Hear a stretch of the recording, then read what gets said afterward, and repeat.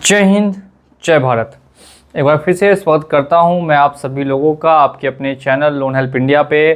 Advocate परविश्वास Shah की तरफ से मनी व्यू का एक लीगल नोटिस आप सभी लोगों को रिसीव हो चुका होगा। अगर रिसीव नहीं हुआ है तो हो सकता है कि कई दिनों में आपको भी ये नोटिस देखने के लिए मिले। जी हाँ दोस्तों, अगर आपका भी मनी व्यू लोन एप्लीकेशन का लोन है और वो लोन किसी भी कारण से डिफ़ॉल्ट हो चुका है या डिफ़ॉल्ट होने वाला है तो ये वीडियो देखना आपके लिए काफ़ी इम्पॉर्टेंट हो सकता है। अभी आपको पता है money view application play store पे पिछले 12 सालों से काम कर रही है लोन देने का काफ़ी हाई इंटरेस्ट रेट पे।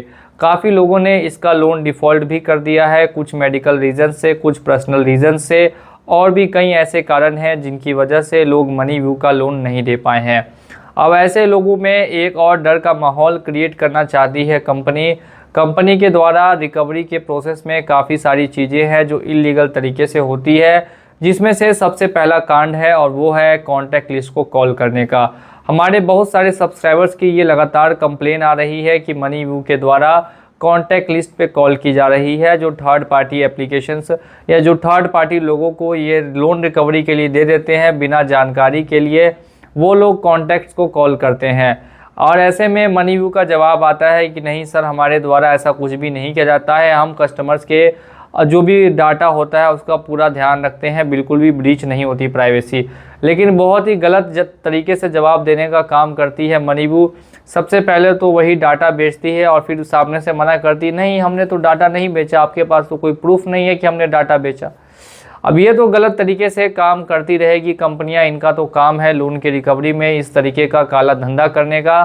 अब इसके अलावा ये क्या कर रहे हैं, नोटिस, कोई एडवोकेट के द्वारा नोटिस आप सभी को आ सकता है, लोन डिमांड, लोन रिकॉल या फिर आर्बिट्रेशन एंड कॉन्सिलेशन एक्ट का भी नोटिस देखने के लिए मिल सकता है। जी हाँ दोस्तों, तो अगर आपको भी ये नोटिस आ जाता है तो ये मत सोचिएगा कि सिर्फ ये नोटिस हमें आया है। ये नोटिस हर उस डिफ़ॉल्टर को आया है जिसका लोन इस कंपनी से है और वो डिफ़ॉल्ट हो चुका है। अब लोन डिफ़ॉल्ट में भी आपको कुछ ऐसे डिफ़ॉल्टर्स हैं जिनका 2-3 साल से ज़्यादा हो चुका है, किसी का भी 2-3 महीने हुआ है और किसी का 6 महीने से ज़्यादा कंप्लीट हो चुका है। आप किसी भी कैटेगरी में हो उससे मतलब नहीं है। अगर आपको नोटिस आया है तो आप समझिए ये एक और तकनीक है लोन को आपको रिकवरी करने के लिए। अब ऐसे में कोई नोटिस अगर आपके पास आता है तो एक बार फिर से मैं आपको बता देता हूँ, आपको डरना नहीं है। कोई कोर्ट का नोटिस नहीं है, ये सिर्फ और सिर्फ एडवोकेट का नोटिस है। अगर आपको इसका जवाब देना है तो आप ऊपर दिए गए नंबर पे हमसे संपर्क भी कर सकते हैं। अगर आपका अमाउंट काफ़ी छोटा है, 5,000, 10,000, 15,000 रुपये का, तो आप इसे पूरी तरीके से इग्नोर कर सकते हैं। अगर आपका अमाउंट 2 लाख, 4 लाख, 3 लाख रुपये तक का है तो आप इसका जवाब बना के दे सकते हैं कि किन किन कारणों की वजह से आप इनका लोन डिफ़ॉल्ट करते आए हैं और आगे भी कर सकते हैं। इसके अलावा यहाँ पे एक और चीज़ यहाँ पे ज़रूरी है और वो है सेटलमेंट के रिगार्डिंग। आपको पता है मैं अपनी हर वीडियो में सेटलमेंट की बात ज़रूर करता हूँ, क्योंकि अगर कोई भी लोन है तो लोन को हटाने का जो प्रॉब्लम का सॉल्यूशन है वो परमानेंट सेटलमेंट से हो सकता है। अब सेटलमेंट क्या प्रक्रिया है, अगर आपका मनी व्यू का लोन 2 लाख हो चुका है तो आप उसे 35 से 40 हज़ार में क्लोज़ कर सकते हैं, और अगर 1 लाख है तो 20 से 22 हज़ार में क्लोज़ कर सकते हैं। इसी प्रक्रिया को हम लोग सेटलमेंट कहते हैं। कंपनी की तरफ से 40%, 35% का ऑफर हमेशा दिया जाता है। आपको अपने मुंह से 10% से ज़्यादा कभी भी नहीं बोलना। भले ही मनी व्यू वाली मैडम कॉल करे या मनी व्यू वाले सर कॉल करे, सीधे सीधे जवाब दे दीजिएगा, भाई मेरे पास 10% है, 10% में काम होगा तो कीजिए, नहीं होगा तो मत कीजिए, मैं आराम से सोया हूँ।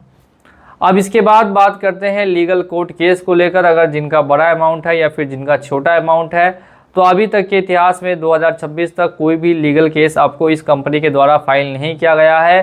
तो अभी तक आपको इस चीज़ की टेंशन नहीं लेनी है कि आपके ऊपर कोई भी लीगल केस फाइलिंग हो जाएगी या आपको कोर्ट का समन वगैरह आ जाएगा। ज़्यादा से ज़्यादा आपको 2-4 नोटिसेस देखने के लिए मिल सकते हैं एडवोकेट के द्वारा अलग अलग तरह से, इसके अलावा कुछ भी नहीं होगा। और सेक्शन 138 का एक बार आपको रिमाइंडर आता रहता है आपके ईमेल आईडी पे, और साथ साथ में व्हाट्सएप पे भी इनका मैसेजेस आता है। ऐसे मैसेजेस को ज़्यादा इंटरटेन नहीं करना है। बात करते हैं, मुद्दे पर आते हैं रिकवरी एजेंट को लेकर। क्या रिकवरी एजेंट इसके अभी भी विजिट करने के लिए आ रहे हैं या रिकवरी एजेंट की विजिट पूरी तरीके से बंद हो चुकी है? अब हम लोग बात करेंगे, रिकवरी एजेंट्स जो है वो कुछ हिस्सों में ही आते हैं, पूरे ऑल इंडिया में नहीं आते हैं। और उनमें से कुछ जो भी स्टेट्स हैं जिनमें ज़्यादातर चार्जेस रहते हैं पहला तो कोलकाता में है, जो कोलकाता का कुछ मेन सिटी वाला इलाका है, बेंगलोर का है, मुंबई का है, और फिर दिल्ली, गुड़गांव, नोएडा, इन सभी सेक्टर्स में कुछ ऐसे ऐसे एरियाज़ हैं जहां पे मनीबू अपने एजेंट्स को ऑथोराइज करके रिकवरी के लिए भेजते हैं। एजेंट्स आते भी हैं तो लल्लू पुच्चू एजेंट्स होते हैं, 2 रुपये का लॉलीपॉप पकड़ा दीजिएगा तो खुश होके खा लेंगे और फिर चले जाएंगे।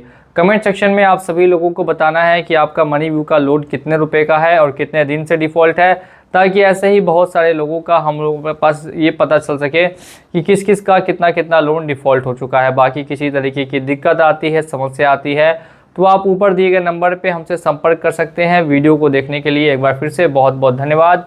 जय हिंद, जय भारत।